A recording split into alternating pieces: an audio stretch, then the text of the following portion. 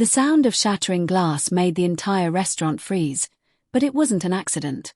It was the precise, deliberate crash of an expensive water goblet hitting the marble floor, done by a man who expected obedience.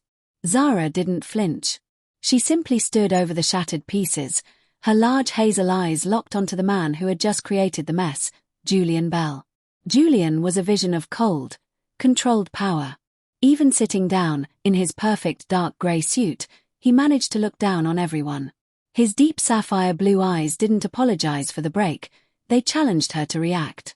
"I asked for still water, not sparkling," Julian said, his voice a low, even rumble that somehow carried over the hushed panic of the staff. Zara, the sharpest waitress in the establishment, narrowed her dark cocoa eyes. Her black box braids were pulled back tight, giving her face a severity that matched his coldness. She didn't look at the mess. She looked at him. "The water you ordered was still," Zara replied, her voice low and clear. "The waitress who brought it was shaking, terrified to be near your table. She mixed up the bottles. The mistake is hers. The glass you broke was a $50 antique. Do you need a wet mop, or just a new glass?" A muscle tightened along Julian's jaw. He was used to fear, not defiance, especially not from a staff member in a black uniform dress shirt and slacks. This wasn't just a challenge, it was an invitation. "You're new to my table," Julian said, ignoring her question. His blue gaze swept over her lean, athletic frame, lingering just long enough to be an insult and a compliment all at once. The tension in the air thickened, sharp and undeniable, like ozone before a storm. "No, sir," Zara corrected him, stepping closer so her voice wouldn't need to carry. "I'm the only one here who isn't afraid to serve you tonight. The table is still wrong. The water is sparkling. What exactly is your preference now?" Julian leaned back slightly, a slow, dangerous smile finally touching his chiseled features. "My preference is you, Zara. You have a magnificent file, I know you're the best. And my request isn't about the water. It's about the attention. I request you tell me the real reason you keep looking at my hands." The question hit Zara like a slap. Her face, usually guarded, flushed slightly, a tiny crack in her composure. She had been observing him, noting the faint, almost invisible white scar that ran along the knuckle of his left index finger. It was the kind of detail she noticed because her life had depended on observation. "I was looking at your suit, Mr. Bell," she lied easily. "It's clearly tailored. A shame to waste it at a table where you're just going to break things." The antagonism was a dance, a high-stakes flirting only they were aware of. The air crackled around them. Every staff member was now pretending to dust the furthest corner of the room, terrified of witnessing the outcome. Julian chuckled, a sound that was rich and deeply attractive, making the already intense atmosphere almost unbearable. "Sit down, Zara. This exchange is exhausting, and I haven't even ordered dinner yet. Tell me what you really want." Zara knew what she wanted: to finish her shift, earn enough for next month's rent, and walk away from the overwhelming, magnetic pull of this man. But she also knew she couldn't afford to walk away from his tip. She pulled out a chair, not for herself, but for the fictional companion he hadn't brought. "I want you to order, Mr. Bell. We close in 20 minutes. "We close when I leave," Julian reminded her, calmly. "And you know that. Now, about that menu item. I hear the chef is using a new imported white truffle oil in the pasta. Did you know the truffle supplier, Pierre, hasn't actually paid his security fees in 2 months? Just a fascinating detail I picked up." Zara swallowed hard. That was an immediate secret, a revelation dropped just 15 seconds into their exchange. Julian wasn't just observing her, he was revealing that he owned the entire ecosystem around this restaurant. Possibly the chef, the supplier, and maybe even the building. This wasn't a powerful diner. This was the center of power. She picked up the menu, her professionalism her only armor. "I'm sorry, sir. That's outside my knowledge. I only know the price point." "Ah, but you know the value of things, don't you?" Julian's blue eyes locked onto her hazel ones, and the intensity sharpened. It was clear he was talking about more than just the food. "You work 6 days a week, often double shifts. Your rent is paid precisely on the first, but your phone bill is usually late by 3 days. You study accounting at night school. You wear the same small, silver cross every day, but you never touch it when you're stressed. Zara's breath hitched. How did he know that? She had touched the cross earlier when the glass broke. He hadn't just noticed details about her that no one else would. He knew her private life, her anxieties, her rhythm. "You're invading my privacy," Zara stated, her voice shaking just barely. "No," Julian corrected, his tone softening to a velvet purr that was far more dangerous than his anger. "I'm learning my waitress. I'm the owner, Zara. Knowing your details is my job. It means you're valuable. Now, tell me about the chef special. And please, hold nothing back. If you lie, I'll know."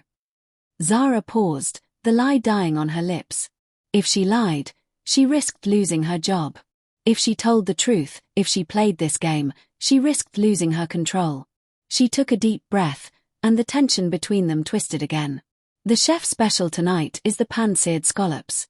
The chef got them directly from a small Canadian fisherman, bypassing the usual expensive importer. They are the freshest thing on the menu. But they also come with a rich cream reduction that hides the taste if you don't like heavy seasoning." Julian smiled, a genuine flash of warmth that somehow made his sapphire eyes look even colder. He loved the sharpness. He loved that she risked critique. "Perfect," he said, leaning forward until the distance between them felt too small.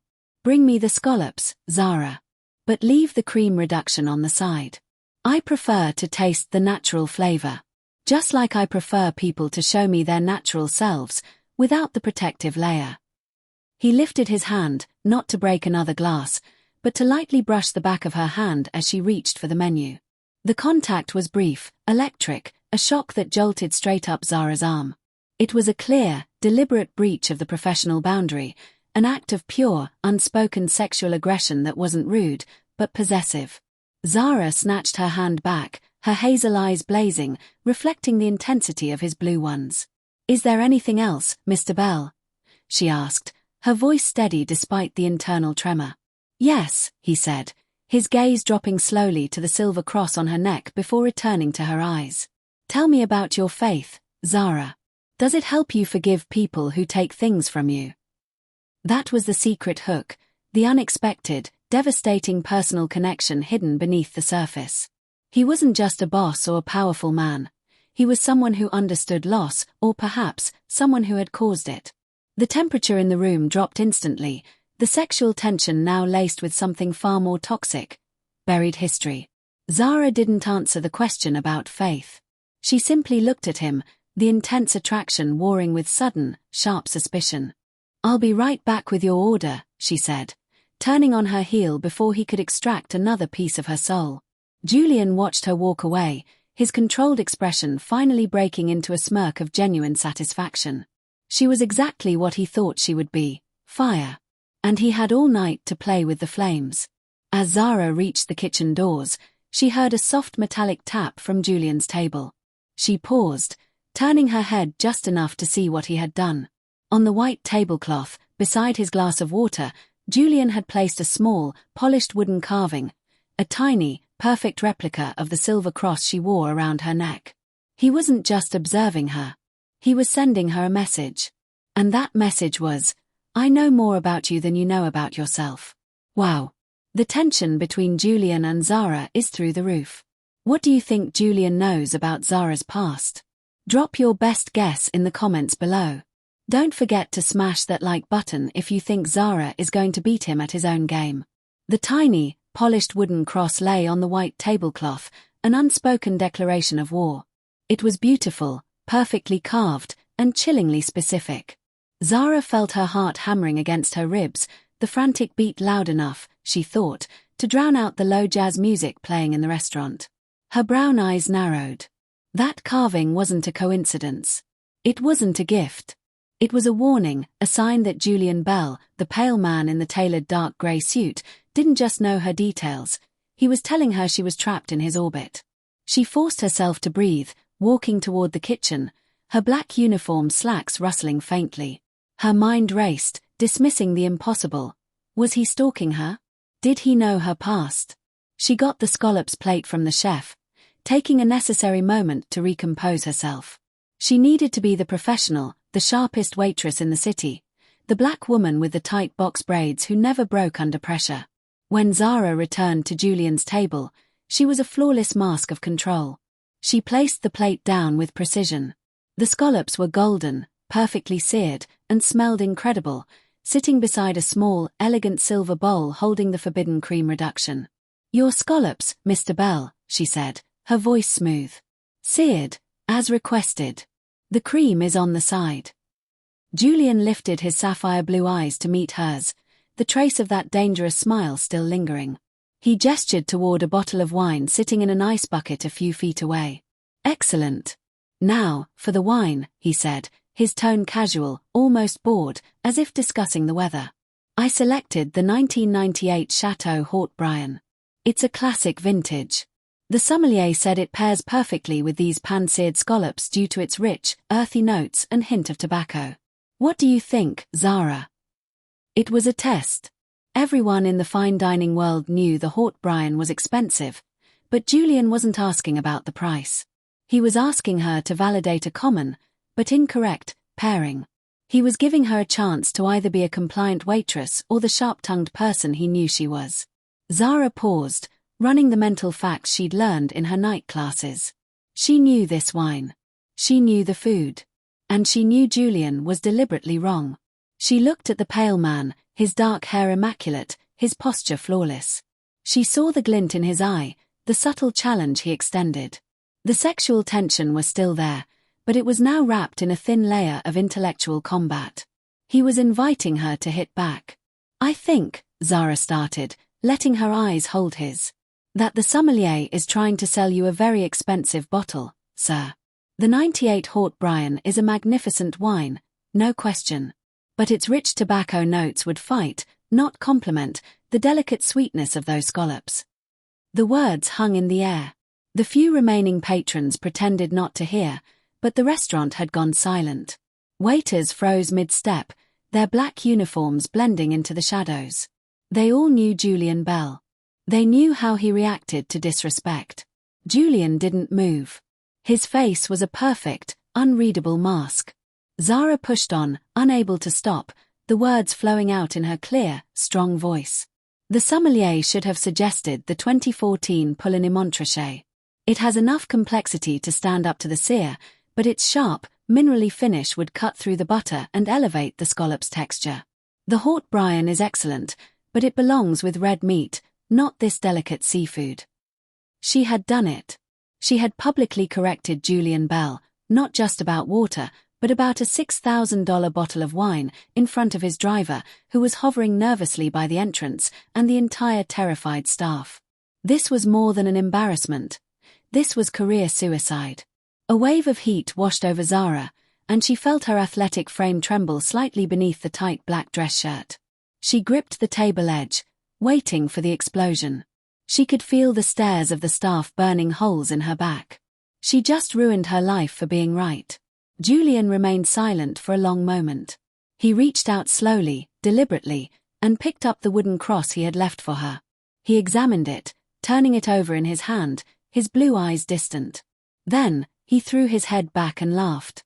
It wasn't a short chuckle or a polite cough. It was a genuine, full-throated laugh that boomed through the quiet restaurant. It was a rich sound, the first noise of true, uninhibited amusement she had ever heard from him, and it was entirely directed at her. The staff exchanged terrified, confused glances. The driver, a hulking man named Boris, looked like he might faint from shock. Julian finally settled, wiping a single tear of mirth from the corner of his eye. His smile was broad, making his chiseled features suddenly less threatening and strangely, dangerously, more attractive. "The 2014 Pouligny-Montrachet," Julian repeated, savoring the syllables. "That's exactly right, Zara. The sommelier knows better, of course. He's usually very good. But tonight, I told him to suggest the worst possible pairing to anyone who ordered the scallops, just to see if anyone was paying attention. He failed the test. You, however."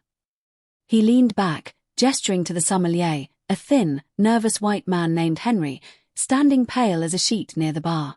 Henry, Julian called out, his voice now crisp and commanding. Send the Poulet-Montrachet to the table. And then, send me the bill for the Haute Brian. I'll be buying that one for the mistake.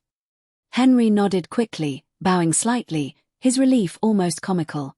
Julian turned his full attention back to Zara, his sapphire eyes sparkling with a mix of respect and possessiveness. You are the only person in this room, Zara, who is focused on the actual truth of things, not the facade. You didn't worry about your job. You didn't worry about my temper. You worried about the quality of the dish. He picked up his fork and finally took a bite of the scallop, chewing slowly, his expression serious. Now, that, Zara, is a good scallop. Zara felt a knot of dread twist in her stomach, eclipsing the small satisfaction of being right. Her mind raced with this new revelation. Julian Bell was a man who deliberately created traps to test people's character. He wasn't just interested in power, he was interested in authenticity. And she had just proven herself terrifyingly authentic. You're relieved I didn't fire you, Julian observed, his tone dropping back to the velvet purr that made her skin prickle. Don't be. I never hire people who are afraid to tell me when I'm wrong. Complacency is how you lose everything.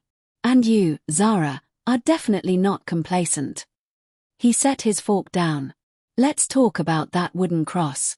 I didn't carve it, but I know who did. A small man, a master craftsman, who lost everything when his small business was undercut by a much larger corporation. The corporation won the market, but the craftsman kept his honor. Another revelation, another massive piece of information dropped right at the 25-second mark. He was connecting the cross to a larger theme of business, loss, and integrity. Zara swallowed hard, realizing her fight wasn't about a menu anymore. It was about her future. What is it you want, Mr. Bell? She finally whispered, leaning closer so only he could hear. You know my details, you test my competence, and you're insulting my wine knowledge. Just order your meal and let me finish my shift. Julian reached across the table, not touching her this time, but his hand hovered inches from hers, radiating heat. I want to know why you are working this job, Zara, when you clearly belong on the other side of the table. You are too sharp, too observant, and too honest to be waiting on fools. He paused, his eyes drilling into hers. I'm offering you a chance to stop waiting. And the decision you make tonight will either save your life or change it forever. So, tell me, what is the single most important lesson you learned in your accounting classes that no one else understands? It was a final, desperate power shift. He had humiliated her publicly, only to reward her privately, and now he was demanding a deeper secret. She had to give him something brilliant, something true, or risk him becoming bored.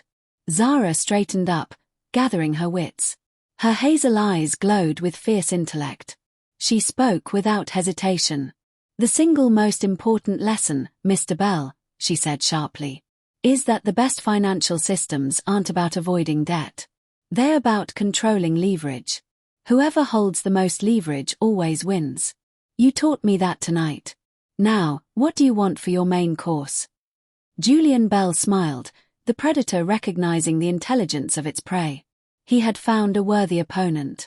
For my main course, Julian said, his voice dropping to an intimate, spine-tingling murmur. I want you to join me. The kitchen is closed, the wine is chilled, and my driver just left. This is where the real negotiation begins. Julian Bell's voice was the only sound in the elegant room. I want you to join me. The real negotiation begins now. The invitation hung heavy in the air, thick with unspoken meaning. It wasn't a request for conversation. It was a demand for her entire presence. It was the highest form of dominance, dressed up as a casual offer. Zara felt a shiver run down her spine, but her hazel eyes did not waver from his cold, sapphire gaze. Her instinct was to refuse, to walk out the kitchen door and never look back. But she couldn't. Not after she'd exposed her intelligence and her history to a man who clearly weaponized information. She now had leverage to gain, and leverage was the only currency she respected. Join you how, Mr. Bell? Zara asked, her voice low and dangerously even. The restaurant is closed. My shift ended 10 minutes ago. I don't drink on the clock. Julian smiled slowly, the amusement still playing around his chiseled features. He was wearing that custom-tailored dark grey suit like a cage for pure power. Off the clock, then. I dismissed my driver. I won't be leaving until sunrise. I require someone sharp to speak with. And you, Zara, are the sharpest thing I've seen all night. He made a subtle gesture with his hand, dismissing the surrounding staff without speaking a word. The waiters scrambled, clearing tables with unnatural speed, their faces pale with fear. They didn't see a sophisticated offer. They saw their colleague, the sharp black woman with the box braids, being pulled into an unscheduled, terrifying punishment. They assumed Julian was going to dismantle her career piece by piece for correcting him. I'm paying you time and a half for the inconvenience, of course, Julian added, pulling a platinum card from his wallet and sliding it across the tablecloth toward her. The gesture was both crude and deeply seductive, the promise of endless resources in exchange for her time. Zara looked at the card, then back at his piercing blue eyes. Her stomach fluttered with a blend of fear and sheer, electric anticipation. The sexual tension was so heavy it felt like a physical object pressing between them. This isn't about money, Mr. Bell, she stated, picking up the card with the tips of her fingers. It's about control. Of course, it is, Julian agreed, leaning back and watching her with unnerving patience. And tonight, the control is entirely yours. You set the rules. You pour the wine. You answer the questions, or don't. All I ask is for your company and your honesty. Do we have a deal? Before Zara could answer, she felt a shift in the atmosphere. The focused tension between her and Julian had been broken by an awareness of another presence. Over by the far booth, where the shadows were deepest, a figure shifted. This was a man she had served earlier in the night, a silent, imposing white man in his late 50s named Victor Rossi. Victor was known locally, not for finance or tech, but for the kind of quiet, immovable power that preceded sirens and bad news. He was a wealthy hotelier, but the rumors tied him to far older, darker networks that ran deep into the European underworld. Victor had coarse, silver-white hair and dark, heavy-lidded eyes that missed nothing. He wore an expensive, but slightly old-fashioned, charcoal pinstripe suit, contrasting Julian's modern tailoring. Victor wasn't leaving. He was watching. Julian caught Zara's momentary distraction. His head didn't move, but his cold eyes flicked toward Victor's booth, an almost imperceptible acknowledgement passing between the two powerful men. Victor is a business associate, Julian murmured, leaning closer again, his voice dropping to a conspiratorial rumble. He's waiting for me to finish my negotiation. He likes an audience for high-stakes games. Don't mind him. He's just background noise. He looks like anything but background noise, Zara countered, gripping the platinum card so tightly the edges dug into her palm. He looks like he's waiting to see if you get what you want. Everyone is always waiting to see if I get what I want, Zara, Julian replied, his eyes now blazing with pure, focused challenge. The question is, what do you want? If you stay, you get information. If you leave, you keep your privacy. I've already seen your hand, Zara. Are you going to bet it, or fold? The intensity in his gaze was like a physical heat. She felt an urgent, primal pull toward him. This man who saw her, who tested her, who was dangerous in the most exhilarating way. The tension was now thick enough to choke on. It was a dark, magnetic, almost irresistible force that was entirely sexual, but rooted in intellectual domination. I have to know what he knows about the cross, she thought. I have to know why he thinks I'm his property for the night. She slowly slid the platinum card back across the table, stopping it precisely on the wooden cross carving. It was a clear power move, the money was irrelevant, the symbol was everything. I'm staying, Zara announced, her voice firm.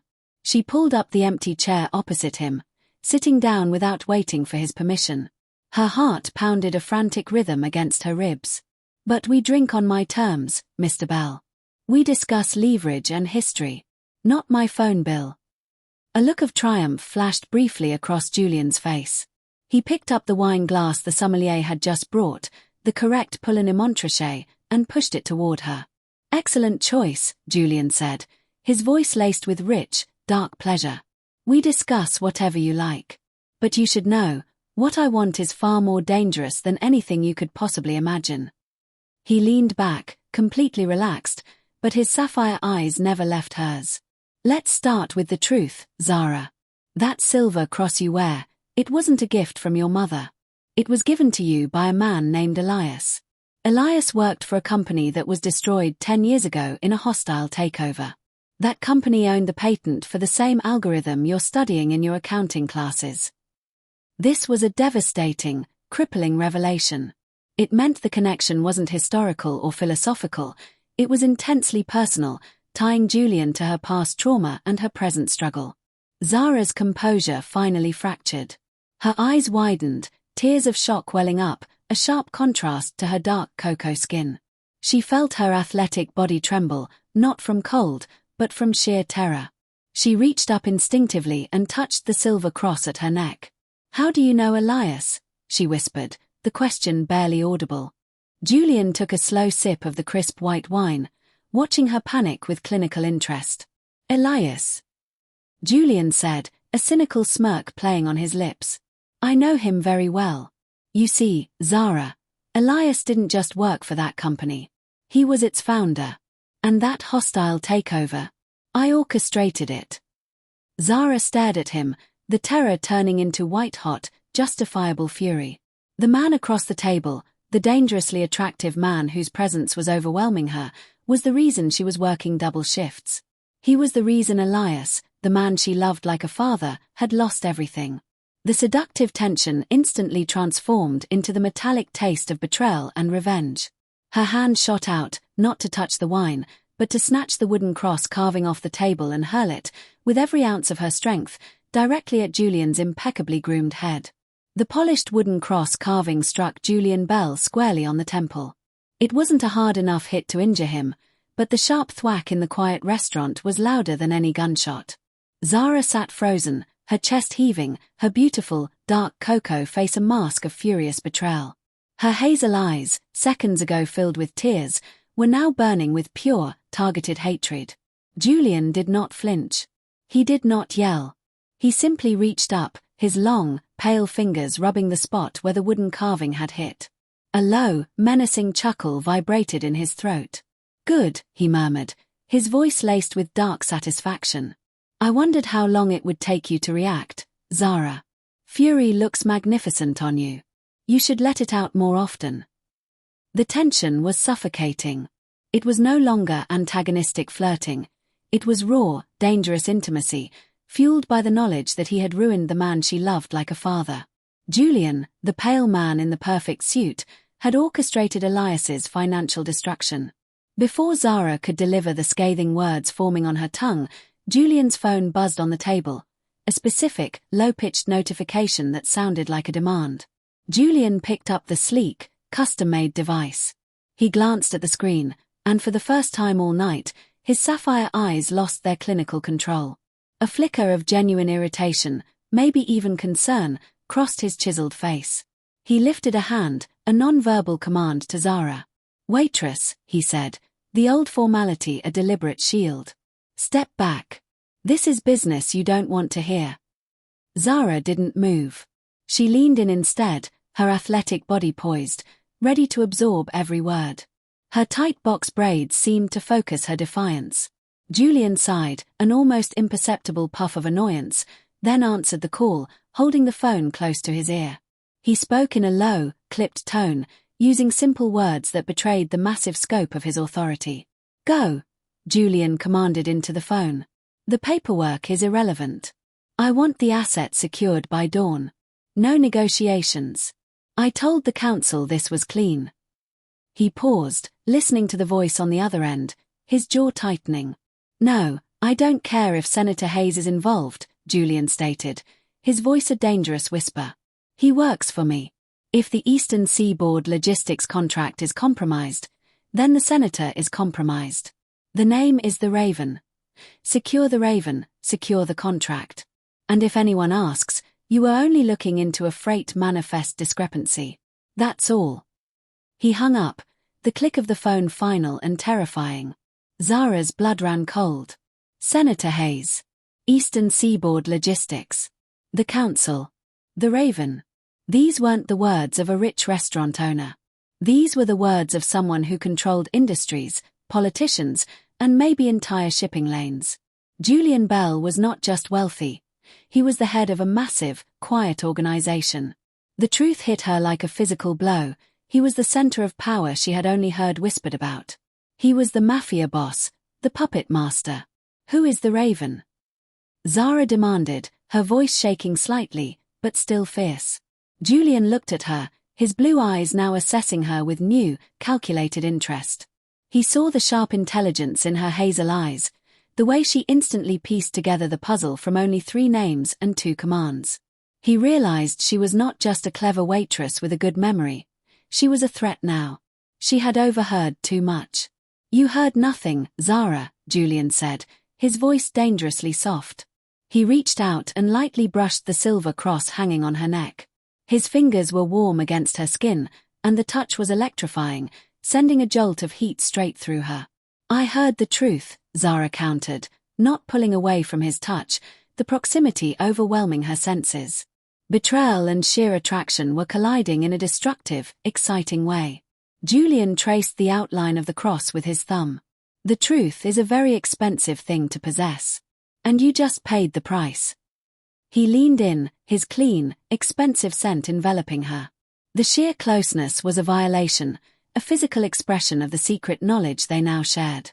Their eyes locked, and the shared knowledge of the Council and the Raven became a new layer of raw, dangerous intimacy. "You have information that could ruin me," Julian murmured, his breath warm against her ear, sending shivers down her spine. "And I have information that could ruin you. This shared secret, Zara, is far more intimate than any simple touch." His hand slipped from her cross and gently cupped the back of her neck, pulling her impossibly closer. The move was possessive, demanding, and utterly irresistible. Her heart hammered wildly, not just from fear, but from the overwhelming power of the connection. "I know the details of your life, your studies, your past," Julian continued, his blue gaze burning into hers. "And now you know the depths of my darkness. We are now intrinsically linked. Knowledge has become our coupling." Zara's breath hitched. She could feel the hard muscle of his arm beneath her fingers as she instinctively gripped the table edge. The fury that had driven her to throw the carving had dissolved into a potent, physical craving for this dangerous proximity. He was a poison, and she was willingly drinking it. What do you intend to do with me, Julian?" she managed to ask, using his first name for the first time. The intimacy of the name was shocking. A slow, predatory smile spread across his face, lighting up his cold eyes. He let his hand drop to her shoulder, a heavy, reassuring weight. "I intend to keep you close," Julian stated, his voice a low, gravelly whisper. "Because I can no longer trust you out of my sight. You are too clever, Zara. You are too dangerous to be a waitress." He shifted, pulling his chair closer until their knees were touching beneath the table. The contact was electric and sharp. "This night is no longer about business, or revenge, or even leverage," Julian whispered, his blue eyes dropping to her lips. "It is about containment. And the only way I can contain you is to keep you consumed." The implication hung in the air, heavy with explicit desire. The air between them was thick with unspent energy, a direct result of the life-and-death stakes she had just overheard. They were 2 highly intelligent people, playing a game of power and seduction where the prize was total submission. Julian slowly, deliberately, reached out and tucked a stray tendril of her dark hair behind her ear. His fingers brushed her cheek, and the intensity of the contact was breathtaking. "You hate me for Elias," Julian stated, his voice dropping to a near-silent murmur. "But that hatred, Zara, is just the flip side of this raw, overwhelming heat between us. You can deny the passion, but you cannot deny the connection our secrets have forged." He leaned in until his lips were inches from hers. The tension was an agonizing, prolonged climax. The room, the watching Victor Rossi in the shadows, everything faded away. There was only Julian's intense, demanding gaze and the dangerous, shared weight of the conspiracy she now held. Julian paused, not kissing her, but letting the agonizing proximity speak for itself. He then pulled back just slightly, his eyes still burning into hers. "Now, Zara," he commanded, his voice raw. Tell me the name of the most trusted person in your life. The person who truly knows what you intend to do with Elias's legacy. He wasn't asking about her plans. He was asking for the name of the person he would have to neutralize. The game had just moved from seduction to deadly strategy.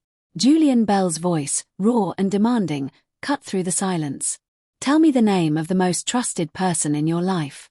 The person who truly knows what you intend to do with Elias's legacy.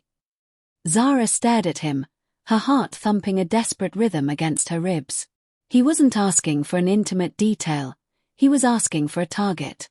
The man in the dark grey suit, with his piercing sapphire eyes, had just revealed himself as a dangerous strategist, not just a seducer.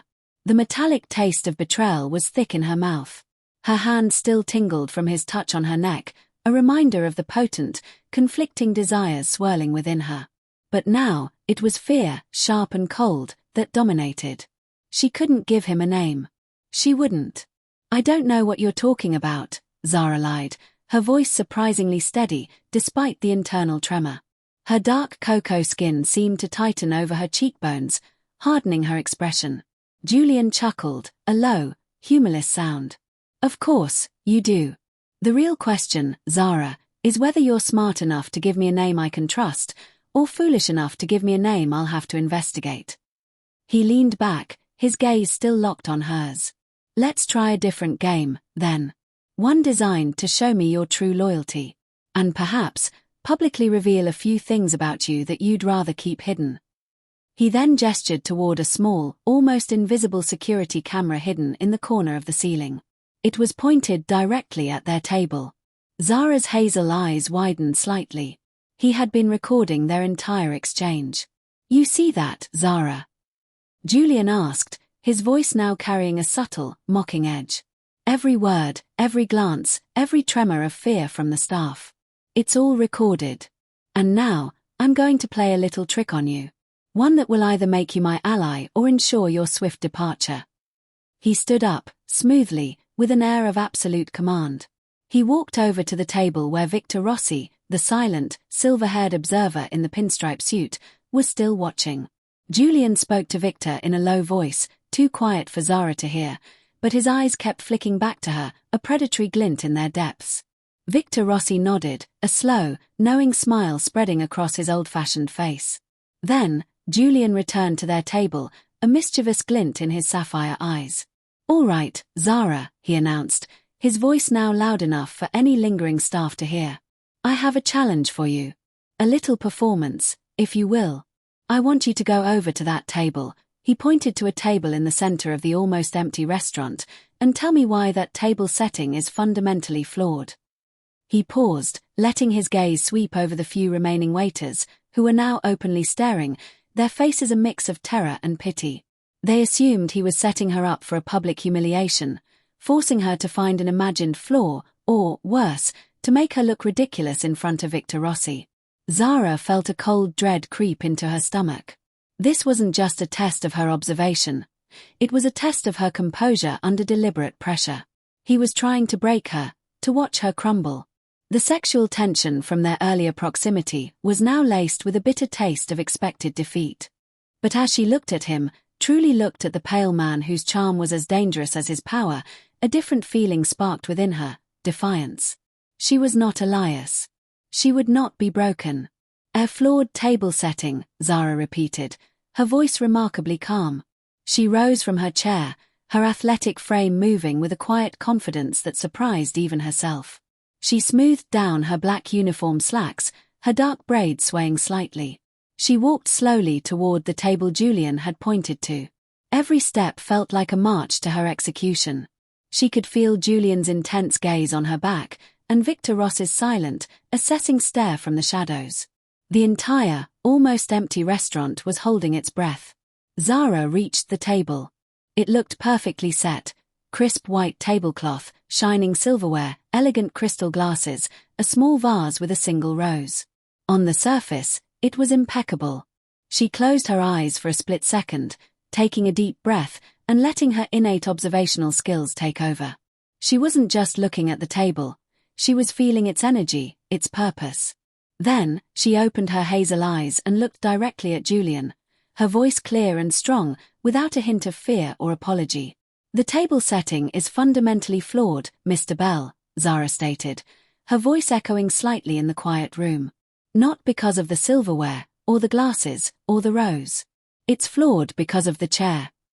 Julian raised an eyebrow, a flicker of surprise crossing his chiseled face. The staff exchanged confused glances. "The chair." "Explain," Julian commanded, his tone now less amused and more genuinely curious. Zara walked to the chair, not touching it, but gesturing with an open hand.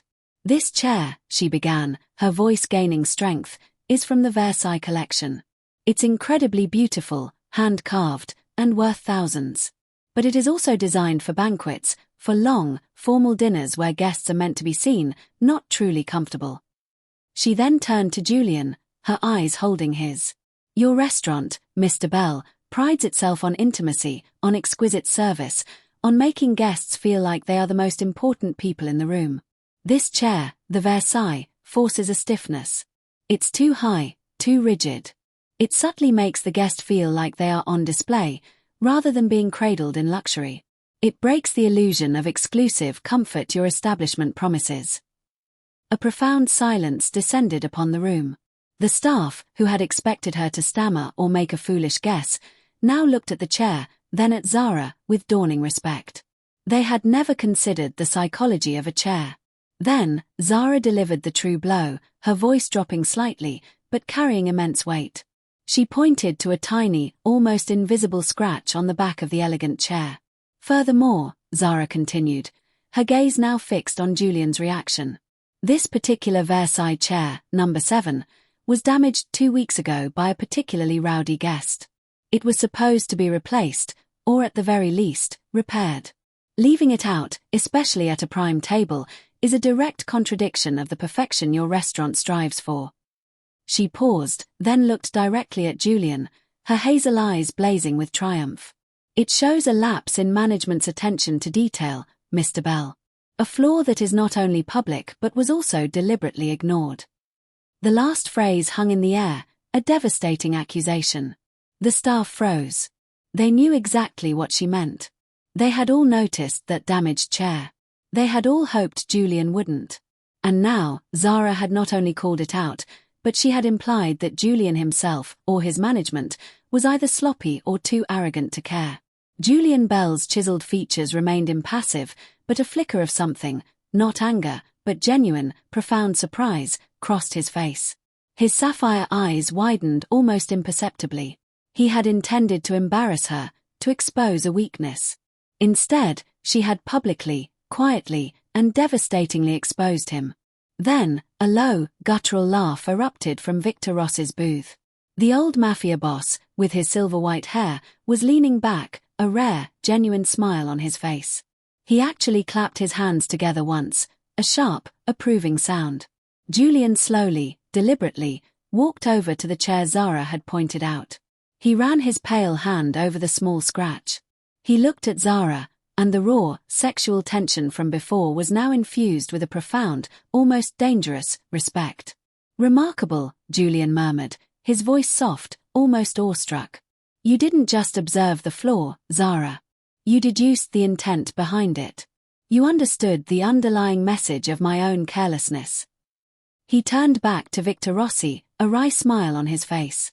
"She called me out, Victor. In my own house. Over a chair." Victor Rossi simply chuckled again, shaking his head slowly. "She's dangerous, Julian. You wanted a challenge. You got one."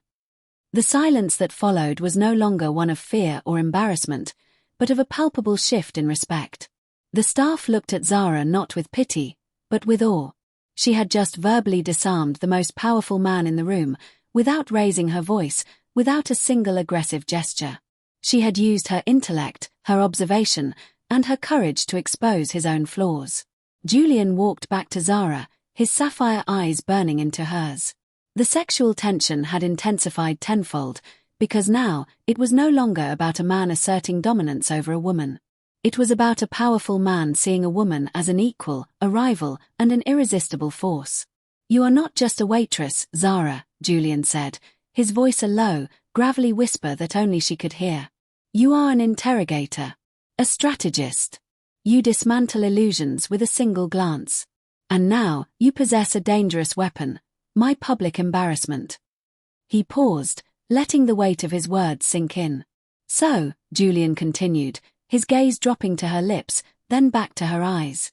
What are you going to do with that weapon, Zara? Are you going to use it against me, or are you going to use it to force my trust? He then reached out, and for the first time, not in dominance, but in a gesture of profound respect, he offered her his hand. Tell me, Zara, what is your price for becoming my greatest asset? Julian Bell's hand was extended across the polished table, demanding an answer. What is your price for becoming my greatest asset? The question was a direct challenge to Zara's integrity, her pride, and her furious hatred of him. She stared at the pale, powerful man whose sapphire eyes were now burning with an intoxicating mix of respect and desire. He wasn't asking for her body, he was asking for her soul, her allegiance, and her brilliant mind. Zara did not take his hand. She slowly leaned back, keeping the vital distance between them, letting the intensity of the moment settle like ash.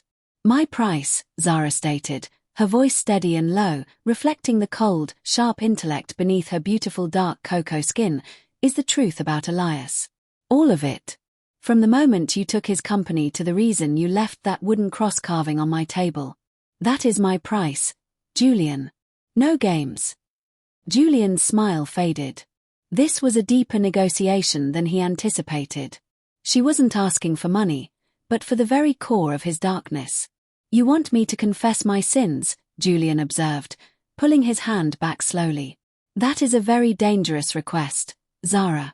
And it's certainly not a price for an asset. It's a price for a confidant. He glanced toward the shadows where Victor Rossi was still seated, observing their silent drama like a master playwright. Julian stood up abruptly. The air is stale in here, Julian announced, his voice carrying just enough to mask their private conversation. We need a neutral space. Follow me. He walked toward a rarely used private service elevator at the back of the restaurant, a hidden lift used only for expensive deliveries. Zara hesitated for only a second. She knew following him was a terrifying step toward true surrender, but staying meant accepting his dominance. She had to know about Elias. She had to know her enemy. She followed him into the small, confined space. Julian didn't press a button immediately. The stainless steel box was soundproof, clean, and suddenly suffocatingly intimate. He turned, and the two of them were trapped in a space barely larger than a closet. Their bodies were dangerously close. Julian's expensive suit brushed her black uniform shirt, and the heat radiating off him was immediate and overwhelming. The physical tension that had been building all night reached its peak, raw, explicit, and utterly irresistible. We're alone now, Julian murmured, his blue gaze dropping to her lips. No cameras, no staff, no Victor Rossi. Your price is noted. Now, tell me, Zara, where did you grow up? I know the address. I want the story. He was forcing the personal confession first, demanding a trade of vulnerabilities. Zara swallowed, gripping the silver cross at her throat, a habit she thought he didn't know she had. I grew up in the shadow of the projects in Miami, Florida. My mother worked 3 jobs. Survival was breathing. I learned 2 things early: never rely on promises, and numbers never lie. She paused, looking into his sapphire eyes, daring him to judge her. I didn't have a lot of options.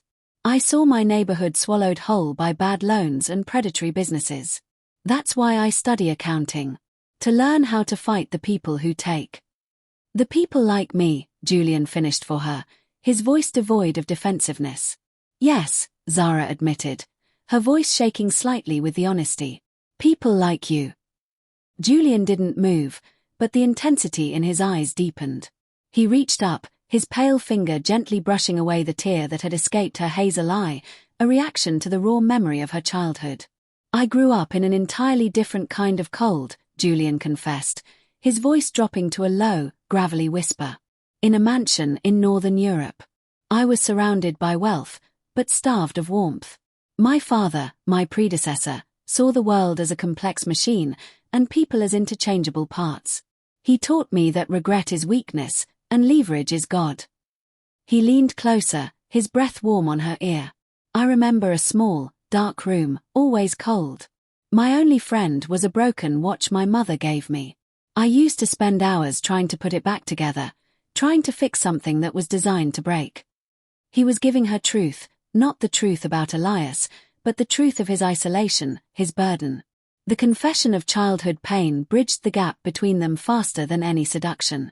We both learned how to survive the cold, then, Zara whispered, the sexual tension transforming into a painful, profound empathy.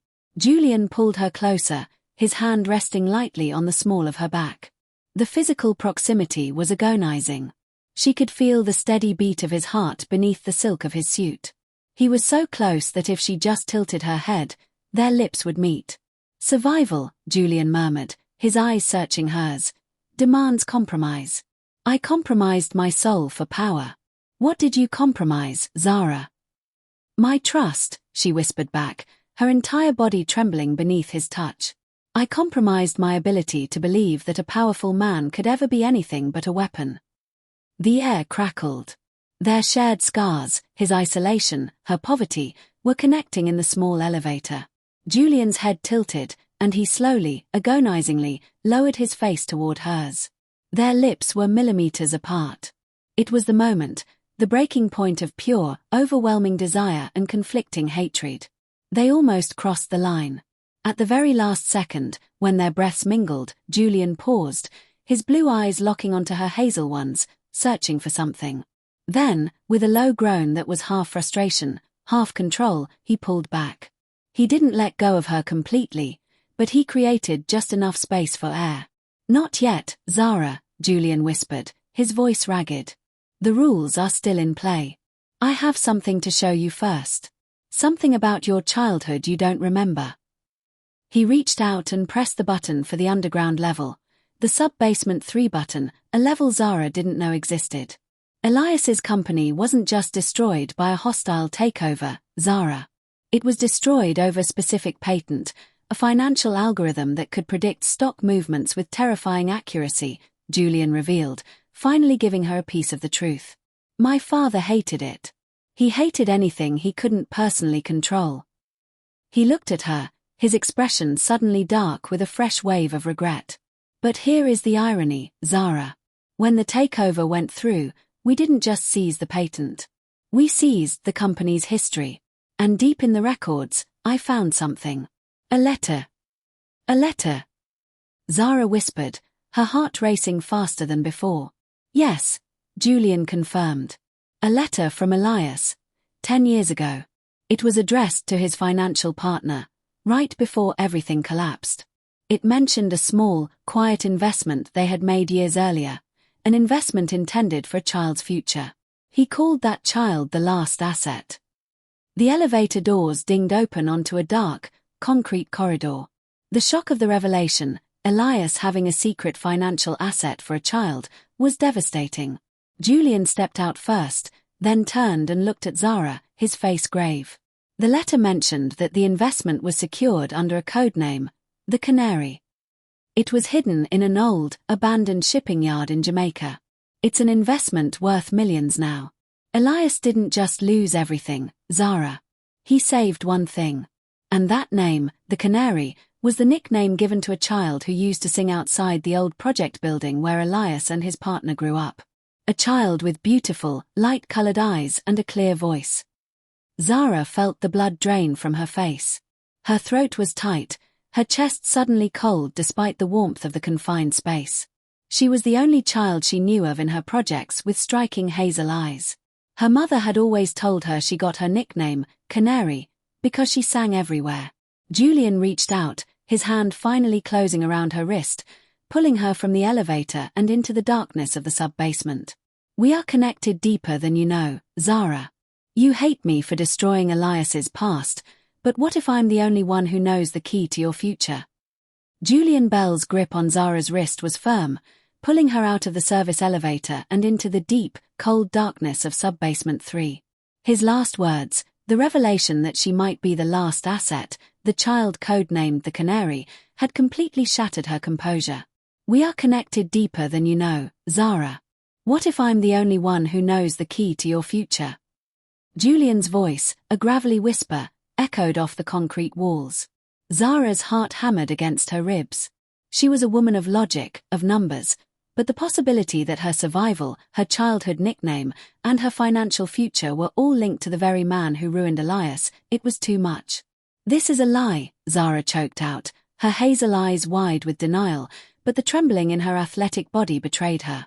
It is the truth, Zara, Julian insisted, his sapphire eyes burning in the dim emergency light of the sub-basement. And the deeper truth is, Elias left that investment as a distraction.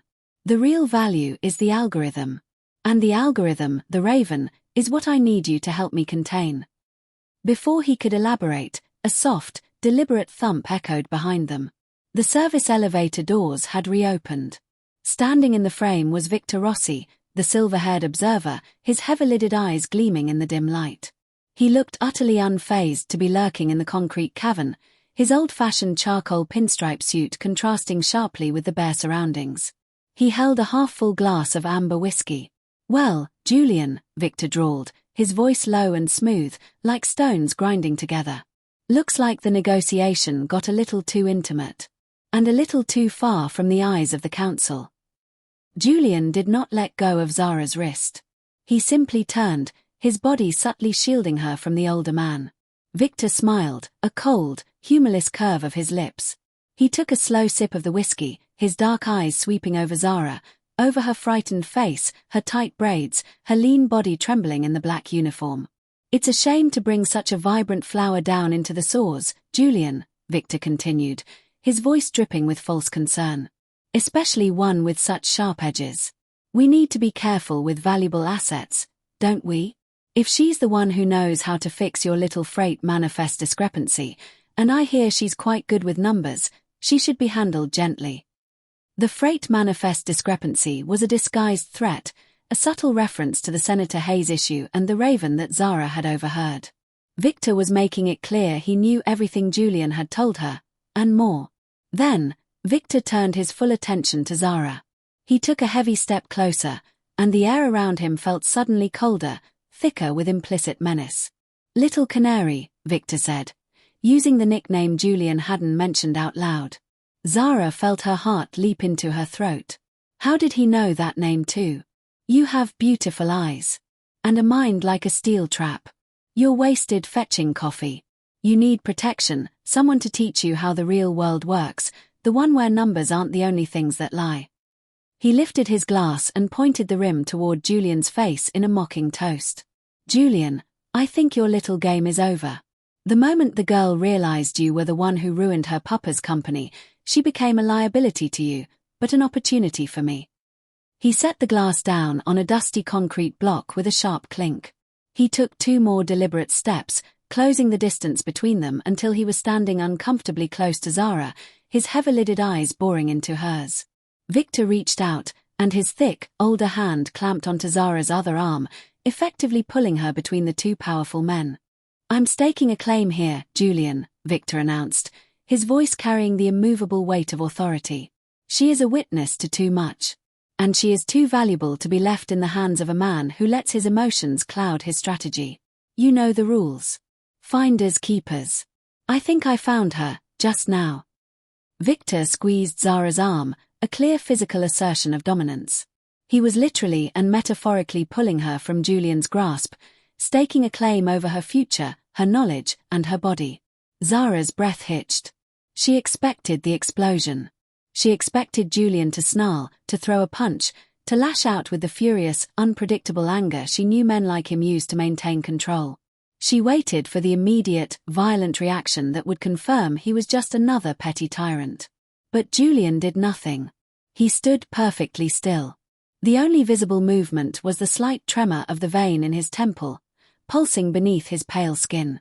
His sapphire eyes, usually so expressive, became utterly flat, cold, and distant, like staring into a massive, frozen lake. He did not raise his voice. He did not pull her back. He did not even remove Victor's hand from her arm. "You're mistaken, Victor," Julian said, his voice terrifyingly calm, lower than before, stripped of all emotion and warmth. I didn't lose control. I merely extended the parameters of the game. Zara is not an object to be found. She is a strategist, and she chooses her alliances. He paused, letting the silence scream louder than any shout. You touch her again, Victor, and you'll find out why I don't waste energy on useless threats, Julian continued, his voice still level, yet radiating an intensity that made the air feel electrified. I don't yell, Victor. I only act. And when I act, the consequences are immediate, permanent, and untraceable. You have a meeting in 20 minutes that is extremely important to your organization. I suggest you attend it. Victor Ross's smile finally faltered.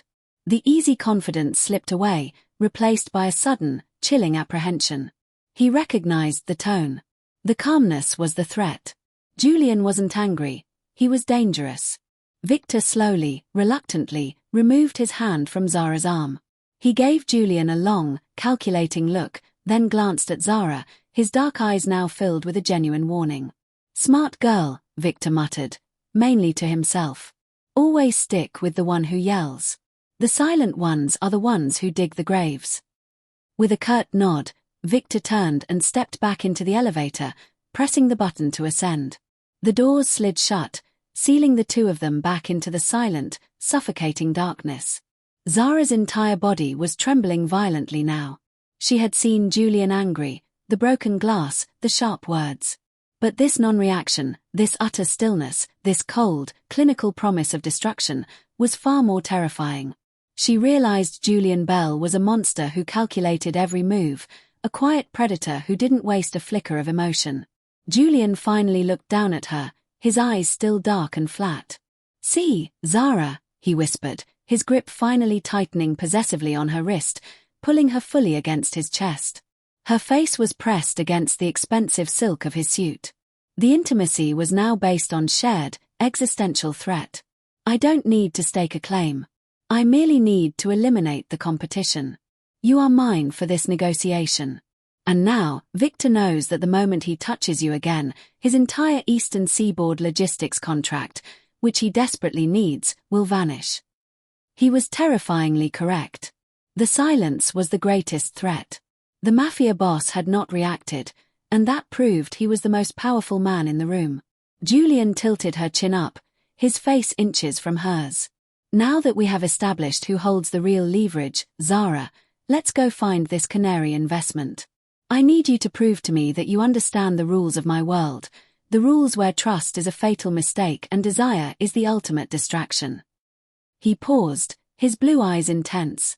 But first, you are going to tell me exactly how you knew that chair in the dining room was flawed. Julian Bell's hand was on Zara's wrist, his grip firm, pulling her deeper into the echoing concrete cold of Subbasement 3. His sapphire eyes demanded an answer. Tell me exactly how you knew that chair in the dining room was flawed. Zara, still reeling from the shock of the canary nickname and Victor Ross's terrifying quiet threat, knew this was the last test. She had to give him the full, unvarnished truth about the chair, the truth that was tied to her deepest secret. She took a shaky breath, the cold air hitting her lungs. Her dark cocoa skin was pale in the dim emergency light, but her hazel eyes remained resolute. The chair was flawed because I know the grain structure of Versailles oak from memory, Julian, Zara admitted, her voice low and tight. And I know the exact pattern of the scratch on that chair because I put it there. Julian's intense gaze flickered, a tiny crack in his icy composure. He let go of her wrist, stepping back slightly in pure disbelief. You scratched a $5,000 antique chair. My mother was the head cleaner at this restaurant for 20 years, Zara revealed, the words tasting like ash. Before she died, this place was her life. She worked a double shift the night before Christmas 2 years ago. The kitchen was crowded, and she was hurrying to clear the table after a massive party. She bumped the cleaning trolley into that Versailles chair, number 7. She broke her ankle in the fall. Zara's voice grew thick with pain and resentment. She was fired the next day, Julian. Not because of the chair, but because the optics of an injured, aging black woman on the floor were bad for the holiday rush. She spent the last 3 months of her life in agonizing pain, worrying about how I would finish school. I saw the scratch on the chair before the ambulance took her. It was the mark she left on the place that broke her. The silence that followed was immense, heavy with tragedy and accusation. Julian, the pale man in the immaculate suit, simply stared at her, his face utterly devoid of color. "The flaw wasn't the chair, Julian," Zara whispered, stepping closer to him, her hazel eyes blazing with raw emotion. "The flaw was the management's lack of care, the indifference to the human cost of their perfection. The humiliation I expected you to put me through tonight? I have faced far worse, right here, where my mother cleaned your filth every night until she died." Julian closed his eyes briefly, his chiseled face etched with a sudden, profound realization. He opened his eyes, and the icy control was gone. He looked less like a mafia boss and more like a man facing a devastating reckoning. "Your mother," Julian said, his voice barely audible, his hand trembling as he reached out and touched her cheek again, this time in genuine, tender agony. "Clara. I remember her. She was the only one who ever brought me coffee exactly how I liked it. Black, no sugar, served with a smile she didn't mean." "She meant it," Zara countered fiercely, pulling away from his touch. "She meant every moment of professional respect, even for a monster like you." Julian's breath hitched, and he looked down at the concrete floor. "The night she was fired. That was the night I took full, undisputed control of my father's operations. It was the night of the council vote that put me in charge of the Eastern Seaboard logistics." He finally looked up, his sapphire eyes filled with a fresh, devastating wave of regret. "Zara, the humiliation you expected me to put you through tonight, the water, the wine, the chair, you thought I was trying to break you. But I wasn't. I was testing you to see if you were like her." "Like her?" "Like Clara," Julian confirmed, his voice thick with unspent emotion. "I knew the moment I saw you that you were her daughter. The eyes, the defiance, the way you moved. The reason I noticed the water was sparkling, the reason I corrected the wine pairing, the reason I laughed when you publicly corrected me. It was because I was testing your integrity." The truth detonated. Every previous chapter suddenly clicked into place. "I was looking for the flaw, Zara, but not in the serving. I was looking for the flaw in your soul. I wanted to see if the daughter of the most honest person I ever knew had been corrupted by the street or by ambition. And when you risked your job to correct me over the chair, you didn't expose my carelessness. You proved your mother's unbreakable integrity still ran in your veins." He stepped closer, the physical tension returning, not as seduction, but as a shared, agonizing secret. "The irony, Zara, is that the embarrassment you felt in those moments. I was feeling the shame of the man who indirectly fired your mother on the day I seized my power. That's why I let you win. That's why I was amused. Because you were right, and I desperately needed someone honest in my life." He ran a weary hand over his face. "And Elias. Elias was Clara's younger brother. That's the family secret. He was your uncle. And he was my father's chief rival. Elias's algorithm, the Raven, was the one thing my father couldn't crush. But I did. Not to hurt Elias, but to secure my control and save Elias from my father's wrath. I ruined his company, yes, but I left him the canary, a legacy he never knew he had, because I owed Clara a debt." Zara stumbled back, her hand flying to her mouth, stifling a gasp. Her uncle. The man who gave her the cross, the man she loved like a father, was her biological uncle. And the man who orchestrated his downfall was standing right in front of her, admitting he did it out of twisted protection, all because of a debt owed to her deceased mother. Julian was not just the mafia boss. He was the man who had destroyed her family only to become the accidental guardian of her future. The emotional gut punch was total. She hated him, yet she understood him. "You owed her a debt," Zara repeated, the words thick with tears. "And now you've come back for the interest. You want the canary investment."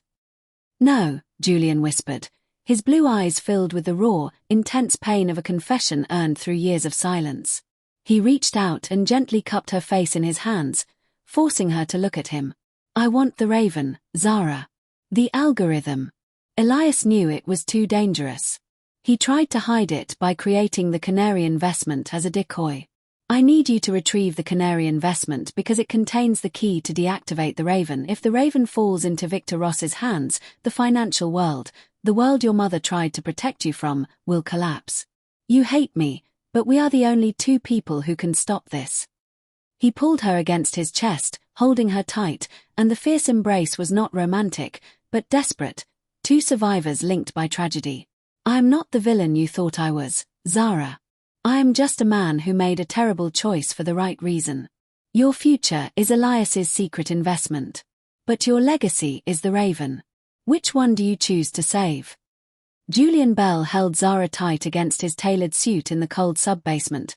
Two people bonded by betrayal and a devastating family secret. His heart hammered against her ear as he posed the ultimate question. Your future is Elias's secret investment. But your legacy is the Raven.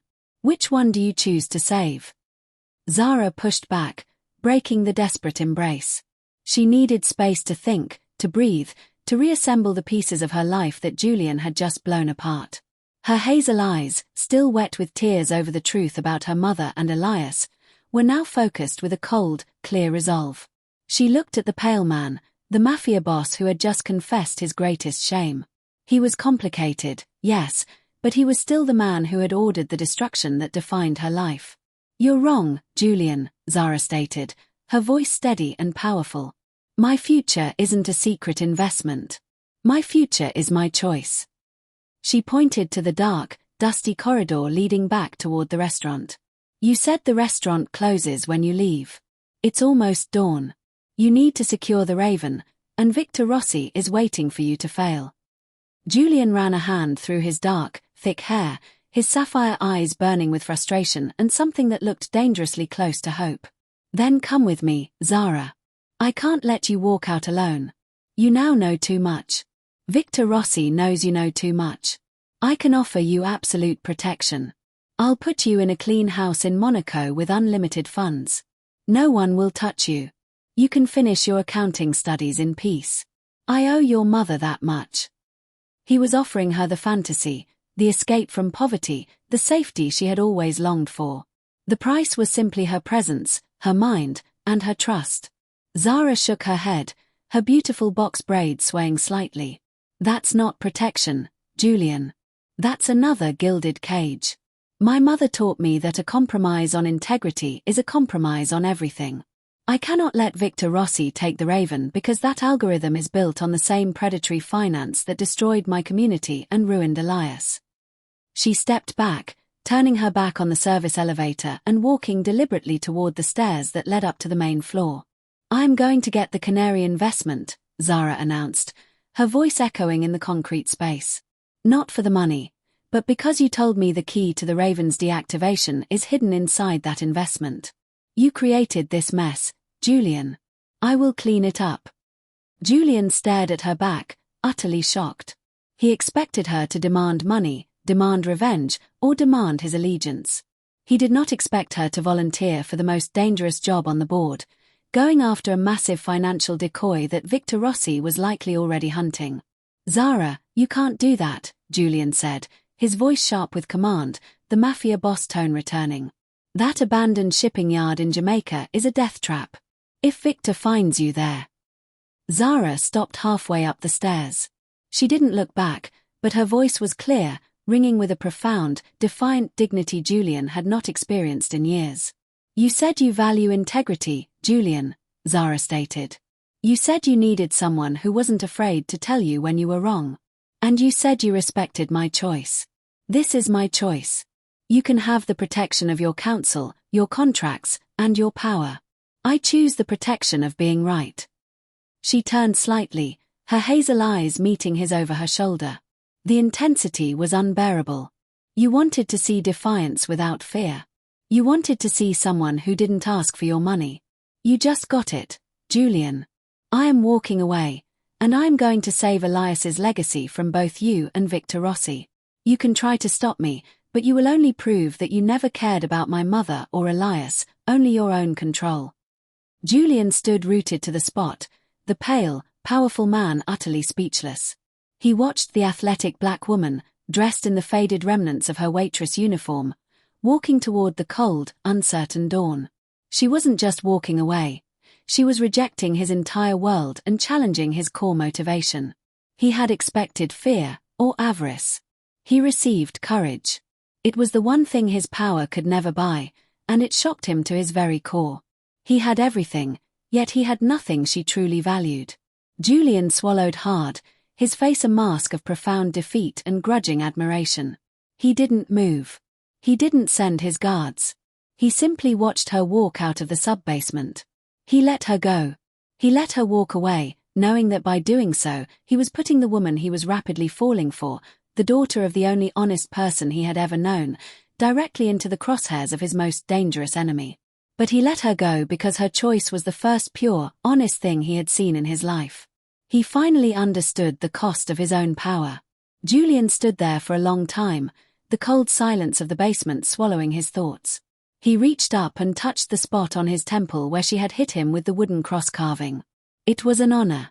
He finally pulled out his phone, his jaw set in a hard line. He wasn't calling a hitman. He was calling a travel agent. He wouldn't stop her choice, but he would damn sure protect her from a distance. Final twist, the names. Julian spoke into the phone, his voice flat, emotionless, but laced with iron will. Book a flight to Kingston, Jamaica. Discreet. Private. I need a secured, unlisted line.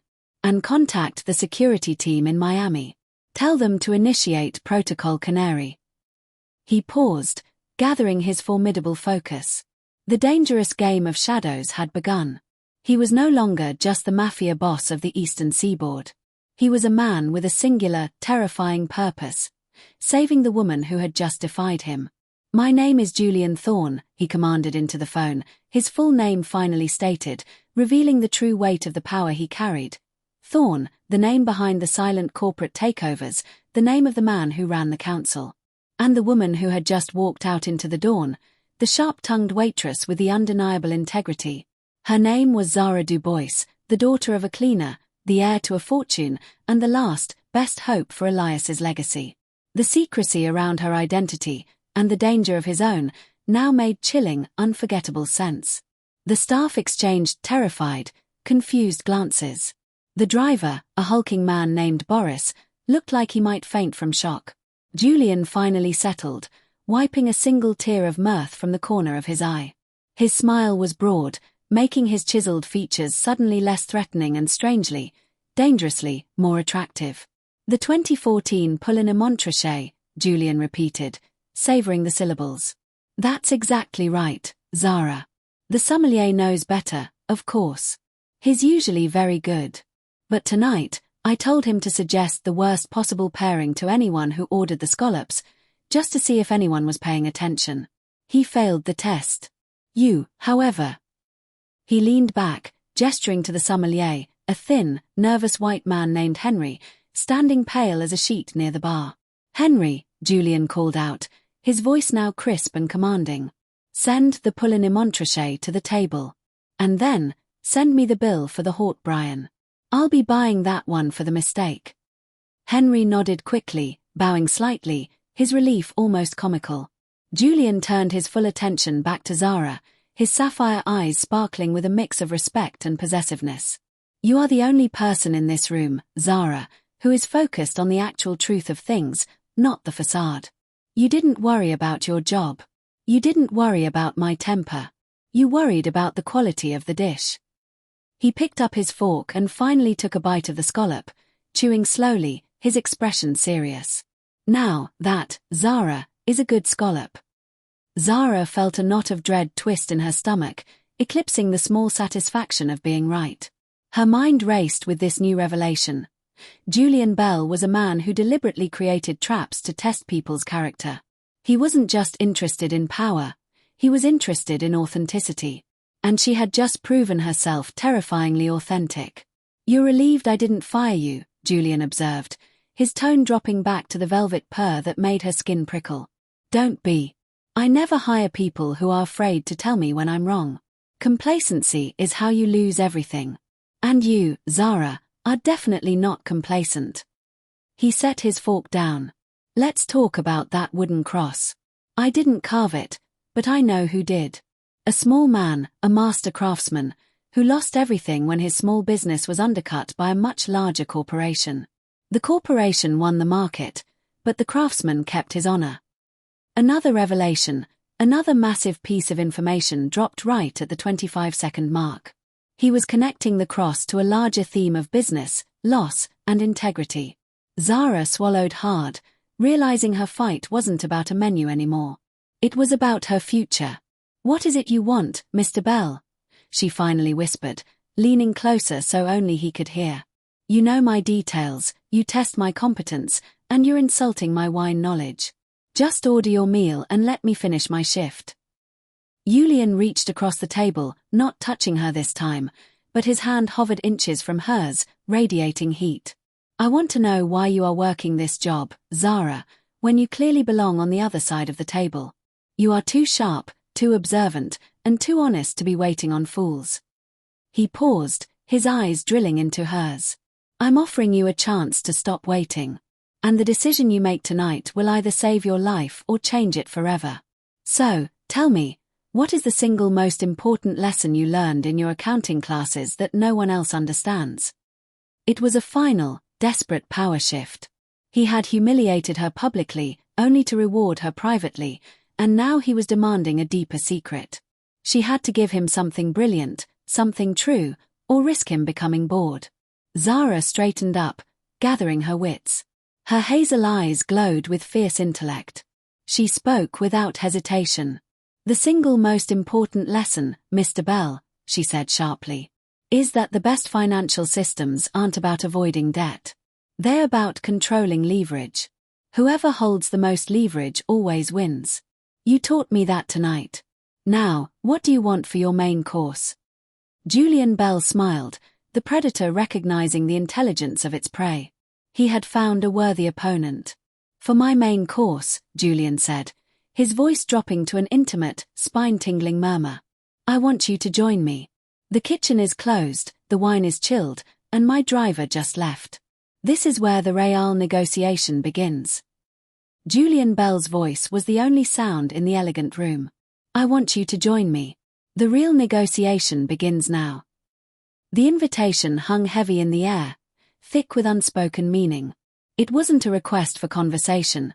It was a demand for her entire presence. It was the highest form of dominance, dressed up as a casual offer.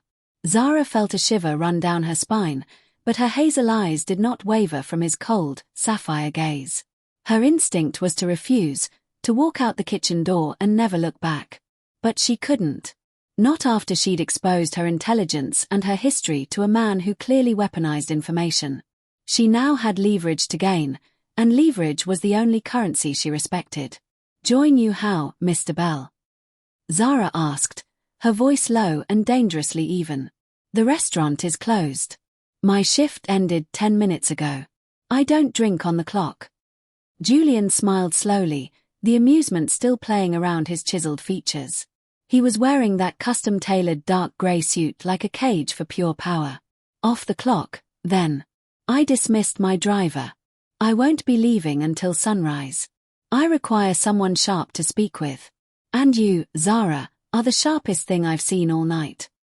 He made a subtle gesture with his hand, dismissing the surrounding staff without speaking a word. The waiters scrambled, clearing tables with unnatural speed, their faces pale with fear.